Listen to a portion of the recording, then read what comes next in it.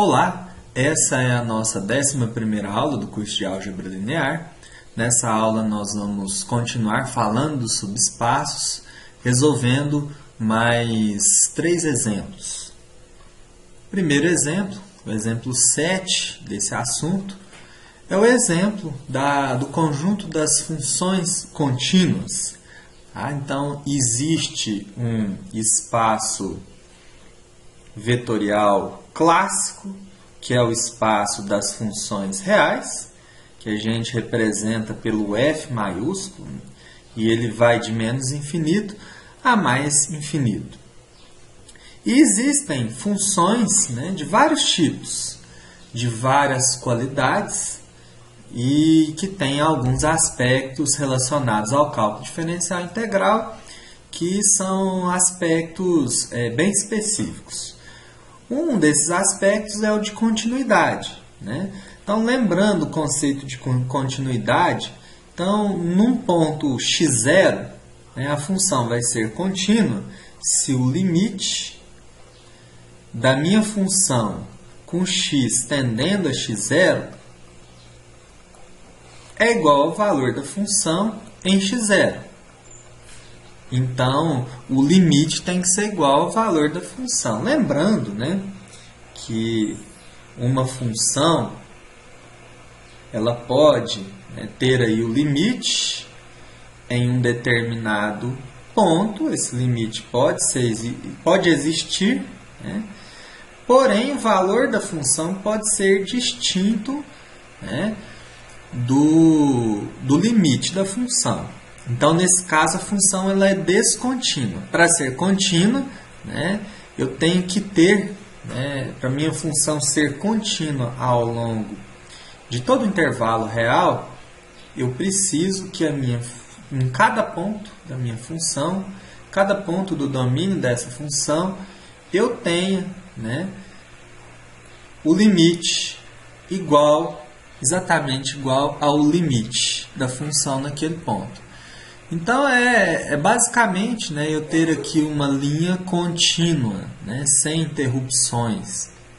E quando eu tenho duas funções contínuas, eu tenho funções f e g, a soma dessas duas funções vai gerar para mim uma função que também é contínua. Portanto, considerando esse subconjunto de funções, que são é o conjunto das funções contínuas, dadas as duas funções, a soma dessas duas funções vai ser uma função contínua. Então, o meu axioma a parte A do teorema, que na verdade é o axioma 1 do espaço vetorial, ele é satisfeito para as minhas funções contínuas.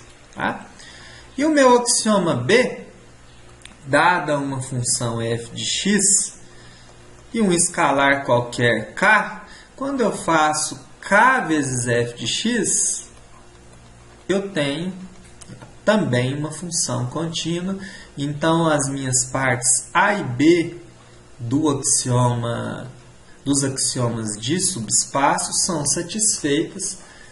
Então, o conjunto das minhas funções contínuas, o meu conjunto W, o conjunto W das funções contínuas é um subespaço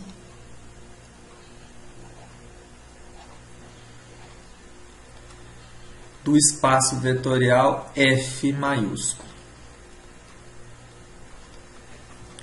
Então, está aí a verificação desse subconjunto.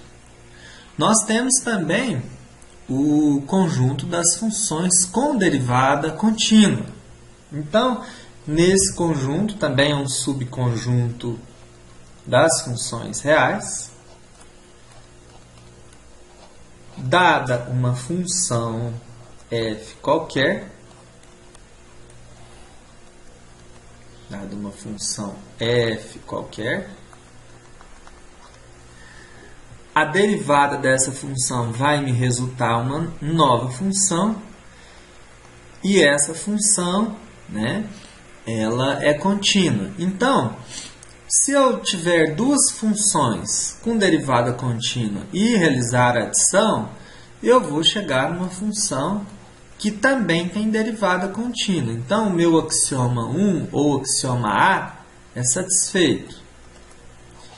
E o meu axioma 6, né, quando eu multiplico uma função com derivada contínua por um escalar qualquer, eu também vou gerar uma função com derivada contínua. Então, como os dois resultados, né, produzem elementos que se preservam em W, né, vamos chamar aqui W de C1, derivada de primeira ordem. Então, C1 de menos infinito até mais infinito é um subespaço. É também um subespaço do espaço vetorial F. Do mesmo modo que se eu tiver um conjunto de derivadas de enésima ordem, tá, contínuas, então, né, esses dois axiomas também vão satisfazer, e eu também vou poder afirmar que tratam-se de subespaços de F. Tá? Então, eu posso convergir essa ordem, né, indefinidamente. E aqui eu estou até usando o símbolo de infinito, até a ordem infinita. Então, todos esses subconjuntos de F são subespaços do espaço vetorial que vai de menos infinito a mais infinito.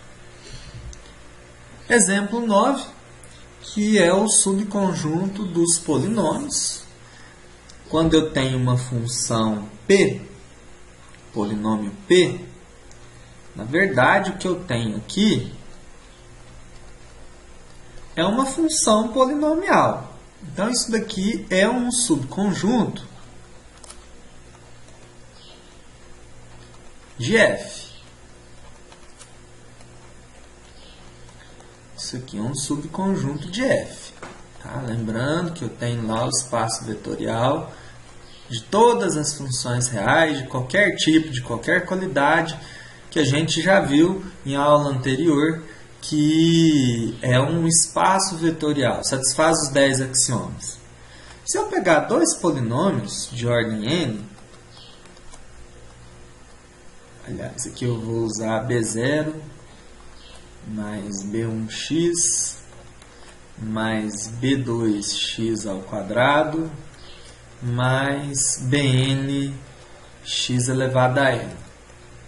Então, para que o conjunto dos polinômios seja um subespaço de F, então A deve satisfazer os dois axiomas. Então, o A1 ou a parte A do nosso teorema, quando eu faço P mais Q, o que eu vou ter? Eu vou ter A0 mais B0 mais A1 mais B1x mais A2 mais B2 x ao quadrado mais AN mais BN x elevado a n.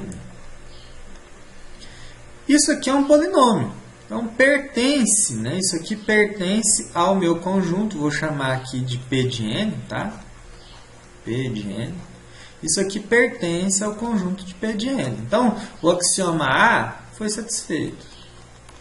O axioma B, se eu multiplicar um K qualquer por P, o que eu vou ter? Eu vou ter K A0 mais K A1x mais K A2x elevado ao quadrado mais K AN x elevado a n, que também pertence ao subconjunto P de n. Então, os dois axiomas foram satisfeitos, portanto, P de N é um subespaço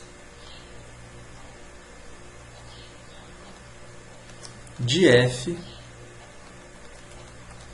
que vai de menos infinito a mais infinito.